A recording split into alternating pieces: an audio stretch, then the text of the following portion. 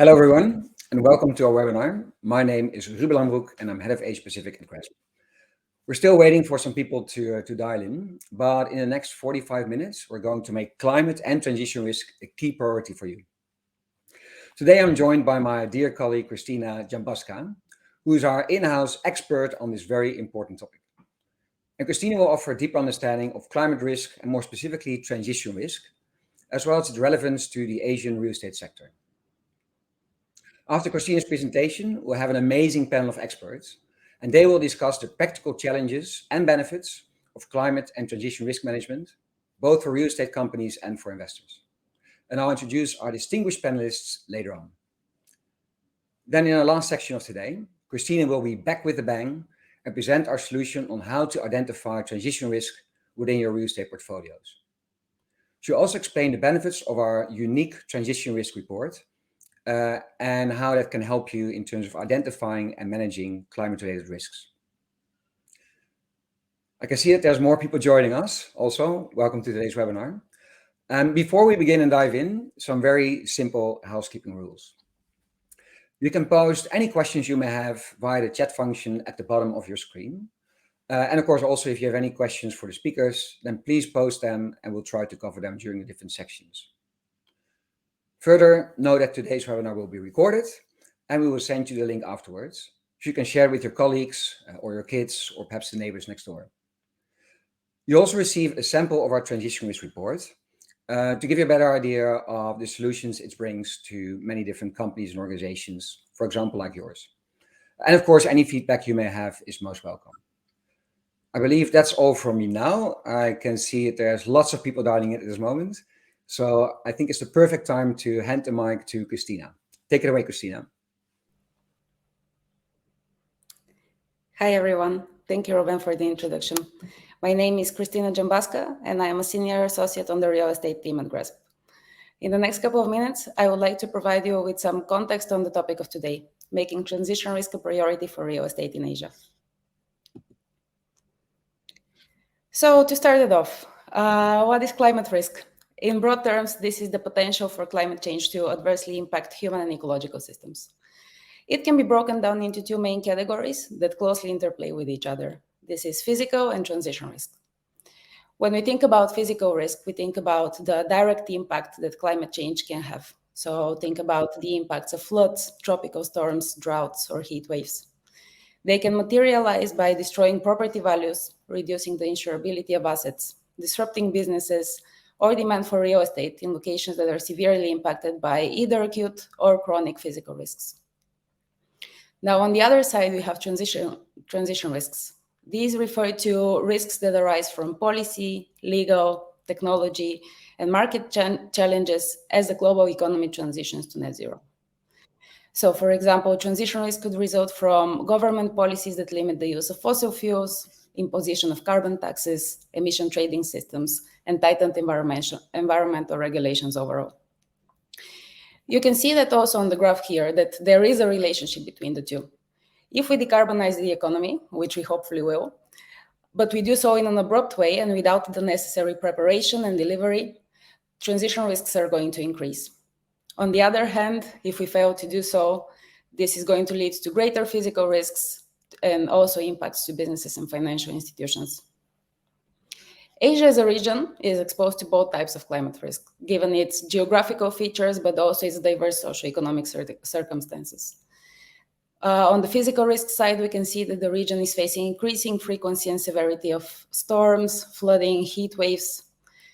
But at the same time, Asia accounts for an increasing share of global greenhouse gas emissions, which also puts a lot of pressure on the region to tackle transition risk.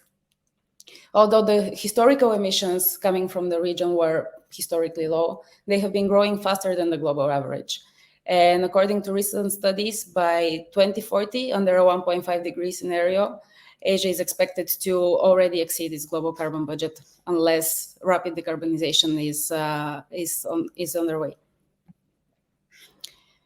Now, diving deeper into transition risk, those risks, as I mentioned, are business-related risks that arise from the societal and economic shifts towards a low-carbon future. Those include policy, legal and regulatory, reputational, market, and technological risks. All those categories are interconnected and often are on top of mind of investors, as each of them to some extent can create financial and operational consequences to asset value. Given the high carbon intensity of the real estate sector, it is particularly exposed to transition risk. And in different regions, those different categories that I just listed have a varying level of impact. For example, in Asia, perhaps reputational and market risks are not yet on top of minds for investors and fund managers. Whereas in Europe, we see a strong push even from tenants for demand for less carbon intensive buildings. Additionally, policy and regulatory risks seem to be the ones that are the easiest to contextualize and then to put into context, as they often result in higher cost of operations for real estate, and are also more easily relatable across regions. Of course, even then, the impact of different regulations tends to be local rather than global. So the extent to which transition risk can be materialized and can impact different properties would also depend on the specific circumstances of their location. Now, diving deeper into real estate specifically and transition risk, we know that the sector is very carbon intensive. It's responsible for 40% of the global CO2 emissions. What we also know is that this exposure to transition risk is going to result in a growing risk of stranded assets. Stranded assets means assets that are going to devalue prematurely or ahead of time. Especially in the context of transition risk, this would mean that the value of the asset has been reduced due to a higher cost of operations. This is also going to result in a higher risk of write-downs, as well as overall increased market vulnerability.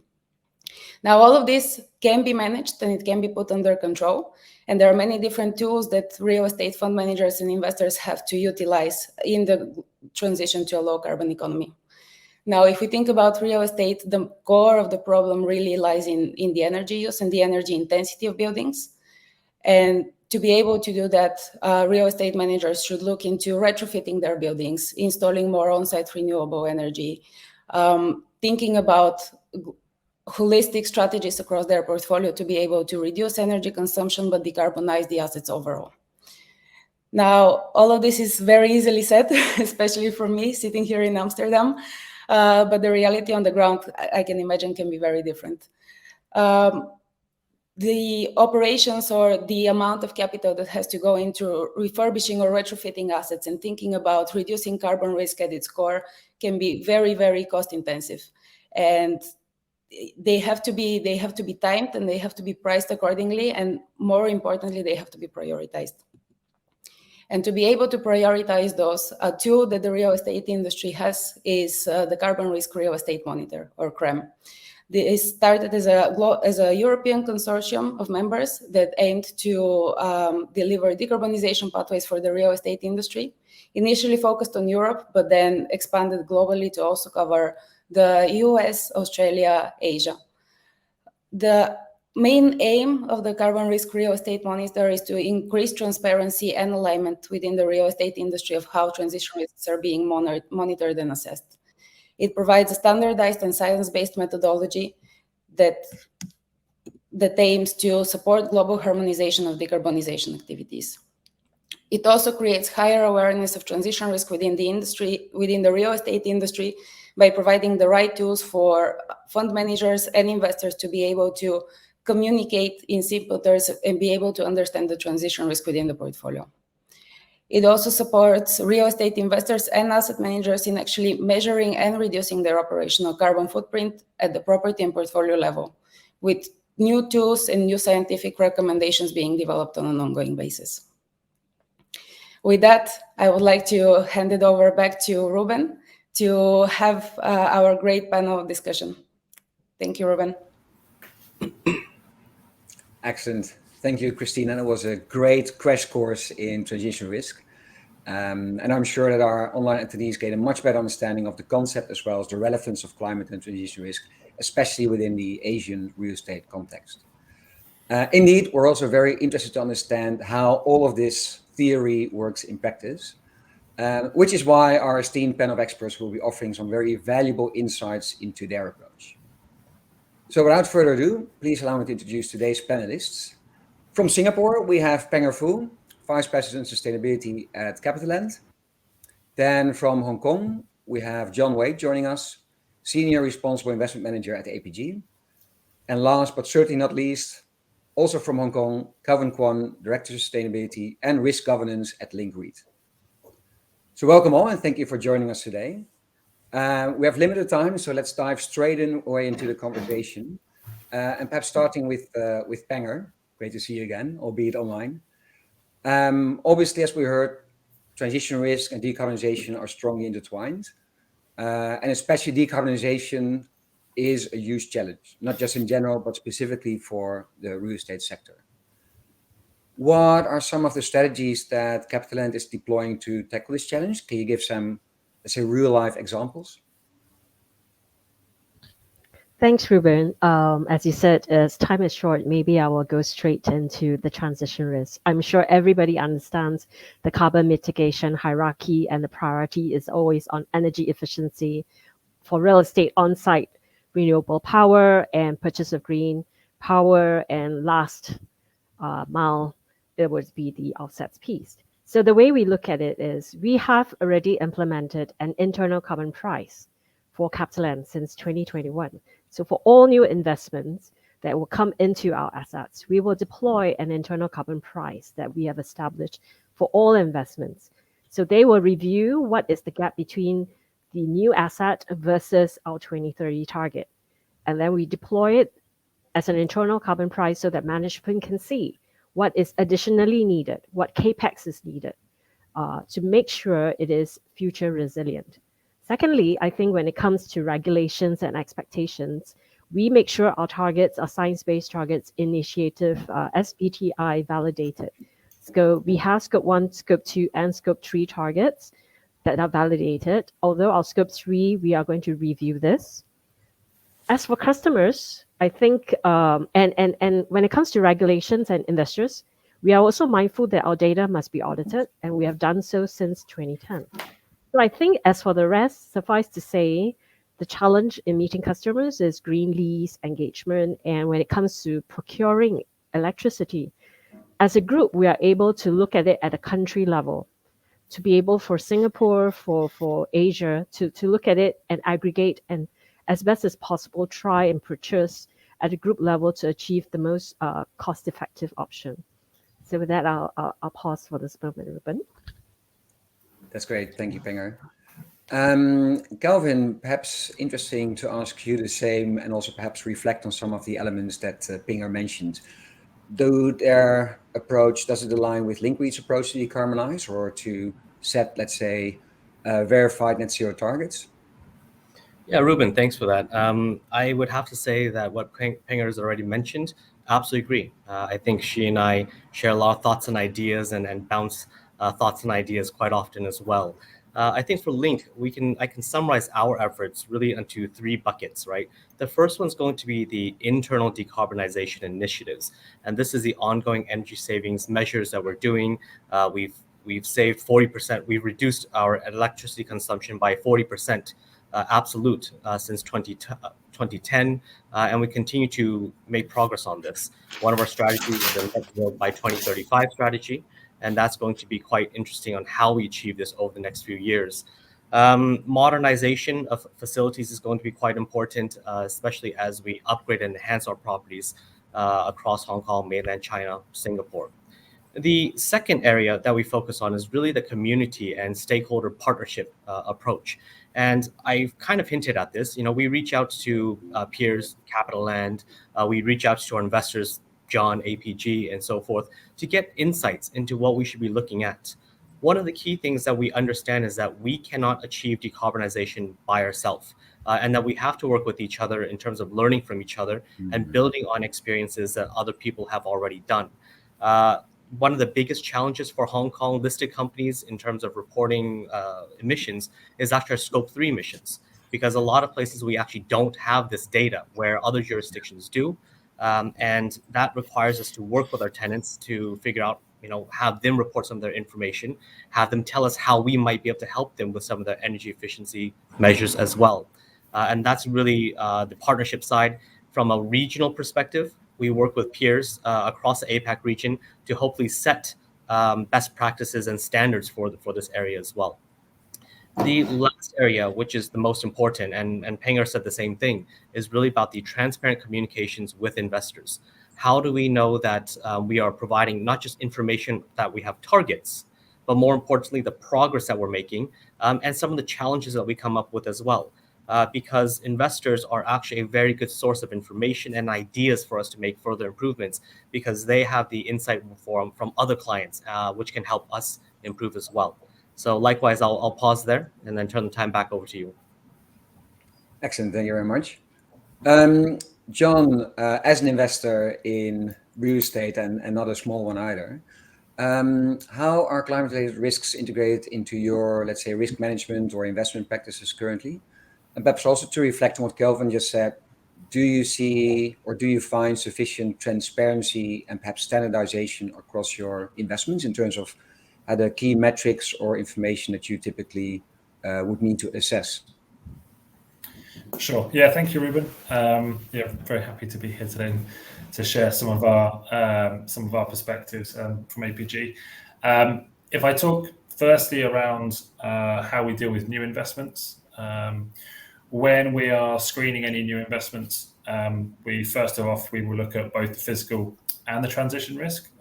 I'll speak mainly about transition today because I think that's what everybody else has covered. But obviously, we'll come back to physical at some point. But from a transition risk perspective, if we're looking at sort of two things really. We're looking at one, the process and the strategy that the business is taking towards managing transition risk. So we're looking at the governance around transition risk. Who's responsible for it? Is there a policy? Is there an internal price of carbon? Those kind of things. But we're also very much focused at the asset level. So, if we're looking at a selection of seed assets, perhaps for a private market investment, we would be asking, okay, so what was the historical energy use for those buildings for the last 3 years? Or if they're new buildings, what is the forecast demand? And then we would take those figures and assess them against the CRREM pathways. Typically, we would do that ourselves. Often, more and more now, we're seeing more and more managers, they've already done that. They already know what they're striving to work towards with the CRREM pathways. So we'd be looking at that from both the carbon and the energy perspective.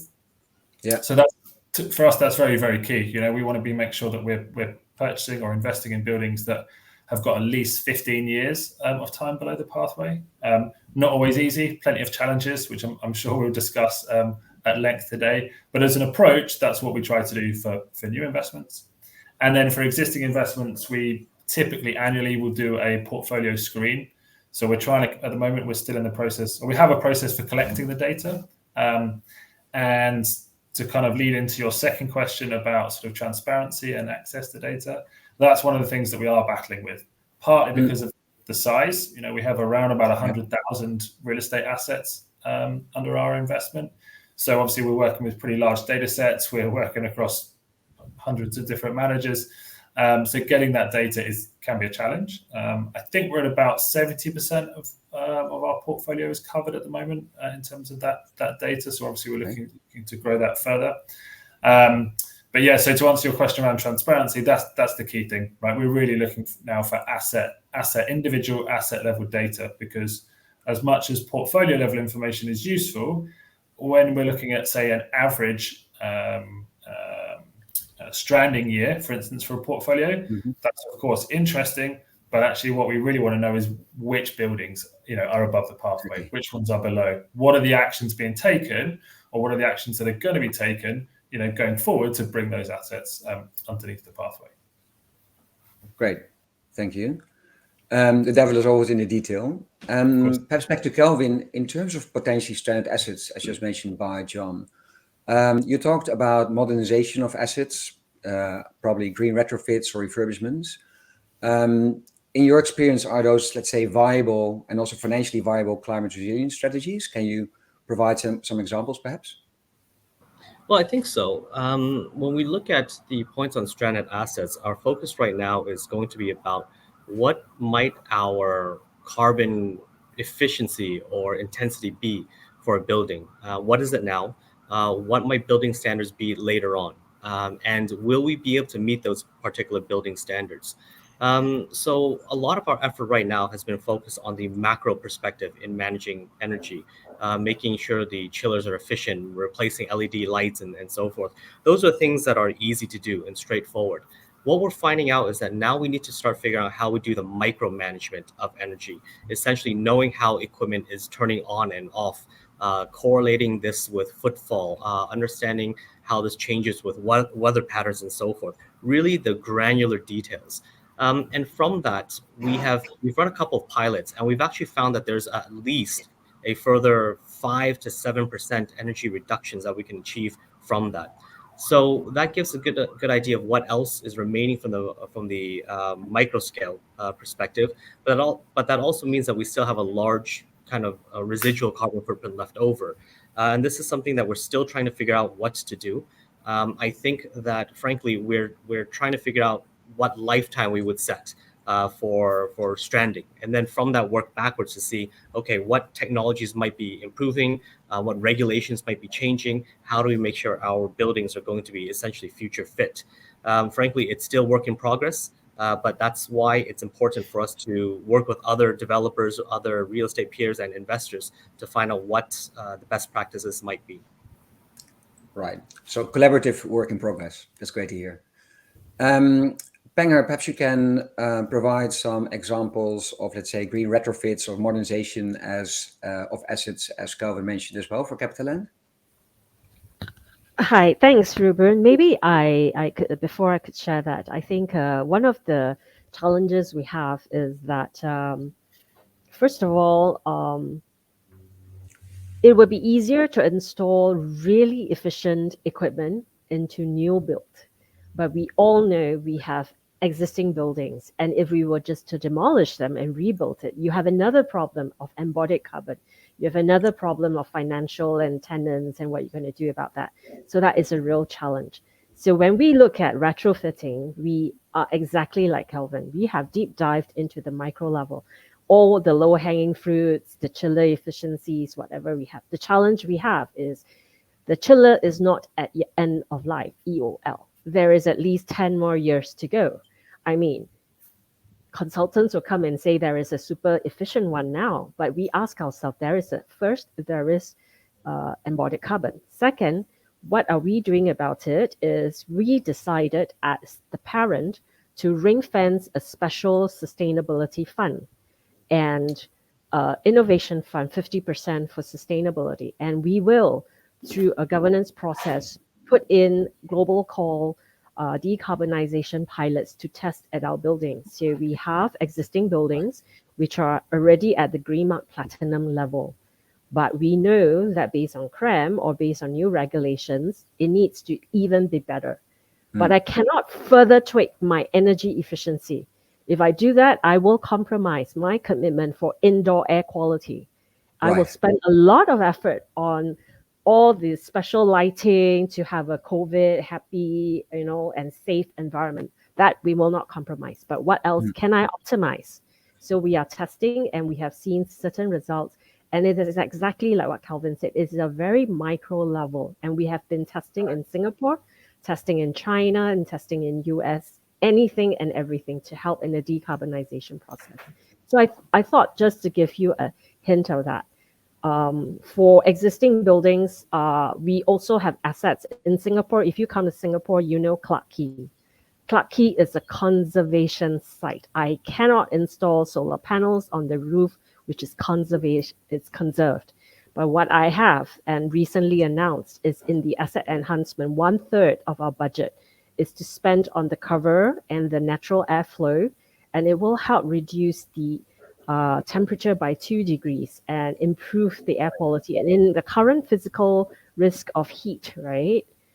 We still want to push for al fresco style, but we are trying every technology as far as possible. And it's a third. It is a third of our AEI cost. So I just want to give that as an example and ongoing challenges that we sometimes really have to struggle really hard. Thanks, Ruben. the struggle is real, but great to see still those very many different initiatives, and not just in Singapore, where of course there's a bit of a microcosmos, but even in very different markets such as China. So thank you for that, Penger. We heard the word regulation a couple of times. Obviously, with many of the Asian governments and policymakers having committed to get to net zero by 2050, we can expect more rigorous regulations. Perhaps back to John, what is your view on regulations? Will that help the industry move faster and get to, let's say, the right outcomes and transition to net zero faster, or you reckon it might be a hurdle perhaps even? Yeah, I mean, I think without changing regulations, we're only going to be able to go so far. And we have to recognise that, pretty much everyone on this call is probably coming at things pretty much from a commercial angle. And, we're certainly having conversations with managers at the moment where we're saying, how far can you push, the building design, and right. Balancing, pushing the building design past, way past local building regulations, but without compromising commercial returns is a huge challenge, of course. And I think what we need to see, or I'd like to see, at a country level, I mean, it'd be great to see at a sort of a pan-Asia level, but I think that's probably asking for too much. But at an individual country level, I'd love to see governments set real roadmaps for how the building regulations will improve. So not just saying, oh yeah, by 2050 we're going to be net zero, but these are the steps of which we're going to slowly make the building regulations more, more rigorous, tougher, etc. Because that then gives the industry time to catch up. It gives the industry time to think about how to meet those targets. Because I think without that kind of roadmap, it's very, very hard for the industry to keep going. And like Penger and Calvin have said, you hit a limit at what you can physically do. And I think once you set ambitious targets, then you hope the industry can start to innovate and start to do other things to get there. Yeah, no, that's clear, and I fully agree that you have to have a certain ambition also as a government to set the right direction. Perhaps then a question just came in from one of our online attendees. So can we perhaps Penger and Calvin as well, for Singapore and Hong Kong, give some examples of what the government is currently doing and how they are supporting the industry? Starting with you. Thanks, Ruben. Yeah, so actually I wanted to highlight, I just want to share, Singapore government as actually knows its constraints in Singapore. So if I can highlight a challenge on decarbonization is Singapore as a market. I'll share Singapore from the CapitaLand perspective. We have solar panels on more than 20 properties in Singapore. Quite a large number of them are industrial properties, very flat, can attract as much. And there may be a perception that we are going to be able to, generate a lot of renewable power. It's not true, okay? I can't even. So what I want to highlight is Singapore can't generate enough green power to power our buildings. The government is working very hard to create an ASEAN grid for the import of green power, because the three key levers to decarbonize a building really is energy efficiency, renewable energy, of course, we use green certification. So I just want to set the context and constraints of Singapore. But Singapore government is trying, and we are following that. Second, thanks, Kelvin. Yes, the green certification for Singapore is not just platinum. They are going for super low energy. We actually have one asset that could achieve that. It's only industrial property. And that's really for the constraint I've already highlighted. We will not compromise on delivery to our tenant, but I cannot get green power. I can't install solar panel because it's highly cloudy, highly built up. But I think what we want to say is the standard has increased, and the green rating in Singapore is aligned to GRESB actually, and to CREM. But a final comment on CREM, I know there's a lot of use, but do people realize there is no CREM pathway for India, for Thailand, for Vietnam in certain public models? So it is not as easy to apply for Asia as it may be for Europe, but nonetheless, we are trying our best. So I thought I'll just give that as a practical insight for market. Back to you. Excellent. Thank you. I have one final question, and then unfortunately our time is up. We heard that our sector in general in Asia will need to decarbonize faster, also to prevent these transition risks that we've been talking about. For each of you, I just want to hear a yay or a nay. Will we make it? Will we decarbonize fast enough? Again, starting with you, Penger. I'm trying to be optimistic. Yay. Okay, that's good. Thank you. How about you, Kelvin? We must. So the answer has to be a yes. I like it. John? As Penger went one way, Calvin sat neatly in the middle.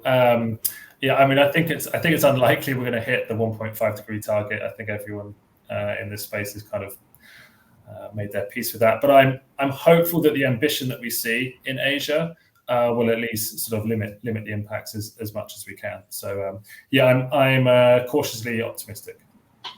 That's great. That's great. And again, it's clear that it's a collective effort. So thank you for your effort as well to provide those insights. Truly fascinating. And I'm sure that our online attendees will take that back to their own organization to see what they can do to decarbonize, but also to manage transition risk within their portfolios. Thank you very much. Indeed, as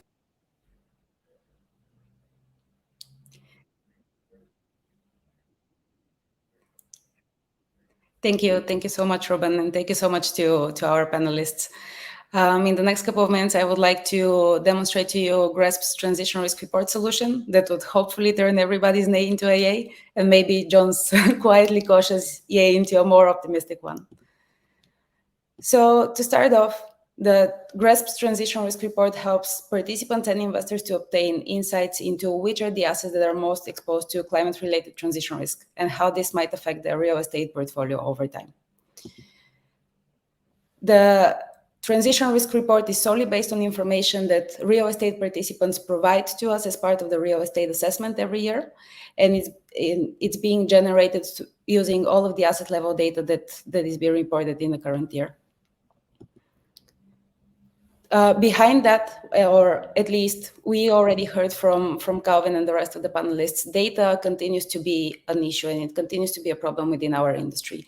And when we talk about transition risk, we cannot do that only for the buildings where we know what's in there and we know what's happening. These also in general tend to be the newer buildings or the buildings that are equipped with the proper data monitoring systems that allow us to get insights into their performance. When we talk about transition risk, we really need to see what's the rest of the picture, not only the ones that are the well-performing ones that are equipped with those systems, but also the entire portfolio. For that, using our data set of more than 1,500,000 buildings, and even that year it's going to be probably around 20% more than this, GRESB has developed a very detailed and very granular estimation model to try to fill in those missing gaps in the data. And John, definitely, I hear you working with large data sets. It's never easy, especially as we worked over the development of the estimation model. But through that, I believe that we are now able to provide through the transition risk report our participants with more granular and more detailed insights on their portfolio's performance for the part of the portfolio that they actually cannot see. Now, what we do to generate the transition risk report is we collect all of the data as part of the real estate assessment, which is, of course, quality checked and is subject to automatic outlier checks and other data quality procedures. Then we identify the gaps in the portfolio, and then we fill those in at the very granular asset level, or where it's even possible at the subspace level, so separately for common areas and for tenant spaces. We clean that up, we compare this against the CREM decarbonization pathways for each specific property, and then we aggregate this up into the transition risk report. The overall result is that the transition risk report provides a high-level understanding of the transition risk within a portfolio, as well as the detailed breakdown of how each asset performs. We have a view of the portfolio, so what is the overall big picture of the portfolio's transition risk, but then also broken down deeper into country-level insights and per property subtype, as well as an overview of each individual asset within the portfolio. The benefits of the transition risk report are that we heard from our panelists what are the things that you can do once you have identified transition risk. And they're doing some great things, such as setting internal carbon pricing and then doing massive strides to reduce electricity, and then even finding the nitty-gritty details of how they can continue to do so. But the first step in doing all of this is to actually be able to understand the transition risk in your portfolio and be able to have that high-level assessment. So what we do is we provide easy access to that to our participants without having them go through any additional extra burden of collecting additional information or having to go through the manual process of assessing those risks themselves. We use asset level data that's already been collected in the GRESB assessment. We combine that with real data from our data set so that we can make sure that estimations of missing data are done as accurately as possible, while of course still the priority should be on continuing to collect actual data. We then provide an indication of the portfolio's transition risk and help prioritize decarbonization efforts by finding those hotspots in the portfolio where urgent care is needed first. In the end, what the report represents is also what GRESB represents, which is an engagement platform between our real estate participants and investor members so that they can speak the same language. And we heard already about the challenges behind getting access to the data, understanding asset level information, but also the granularity and the detail behind the CRREM pathways that is needed to actually provide an accurate picture of portfolio's transition risk. All of that are complex problems that are going to get resolved over time, but the first step indeed is the collaborative work in progress that Ruben mentioned. And this is exactly what the transition risk report aims to do. Now, to highlight a little bit more about what are the next steps for the transition risk report, we are going to launch the updated version of the report in October, so a couple of weeks from now. And of course, apart from updating the report with the newest data set out of the 2023 GRESB real estate assessment, we have also made some improvements to our methodology and the functionalities that the report is going to offer. So some of them include refinement of our aggregation methodologies to consider the percentage of ownership of individual buildings in the overall portfolio view. We are also going to provide portfolio level benchmarking insights, not only against the CRREM pathways, but also against the GRESB universe. We are also going to provide insights on market-based emissions. Something that we've heard quite often is that location-based emissions can only go so far as to demonstrate what are the efforts that real estate fund managers are taking to take steps towards decarbonization. So that should help them illustrate to investors better the holistic view of decarbonization that they're taking. We are also going to allow for a request of the asset level of Excel download of the asset level data to then be able to allow fund managers to do deeper analysis and be able to look further into the data. And finally, we're also the transition risk report presents a view of the portfolio's performance in a do-nothing scenario, where we use the data from the previous year to then be able to project that and monitor how that is going to impact into the future.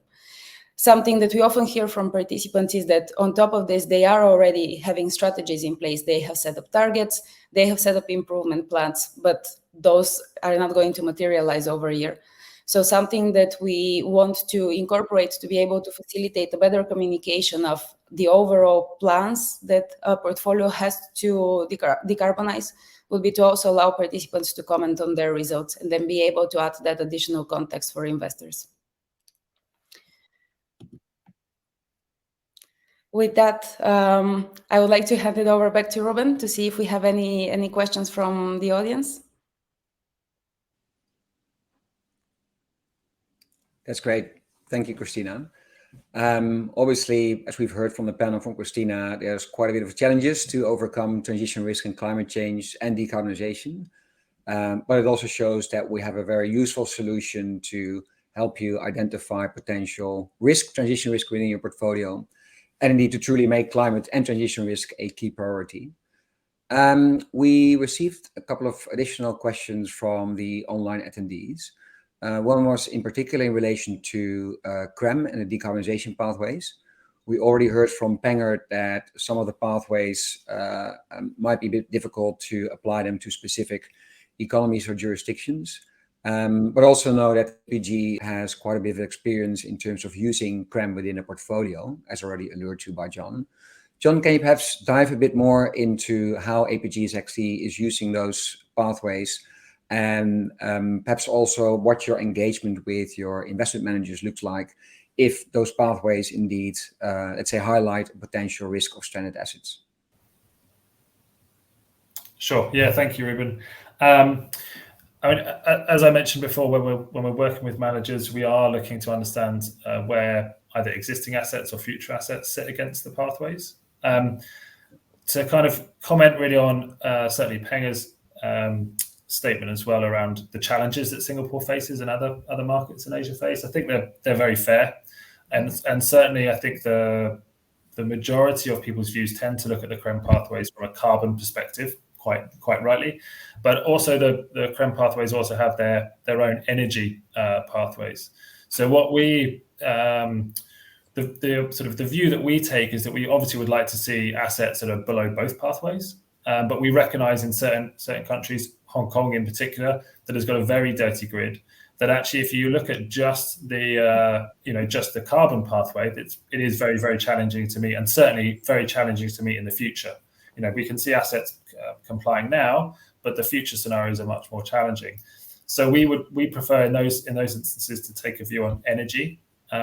Because my perspective, well, with energy, it's very easy to measure. We can get bills, so it's very easy to prove where the energies come from, and therefore it's very easy to demonstrate performance against the pathways. So yeah, in those instances where it is difficult to meet the carbon one, then we tend to take a view around energy, and I think that's where we need to go really, because ultimately, we don't want the real estate industry to shrug their shoulders and say, oh, well, we've done whatever we can. We'll just wait for the government to decarbonise, because if we wait for governments to decarbonise the grid, in most of the jurisdictions that we're working with within Asia Pacific, that will not happen in time.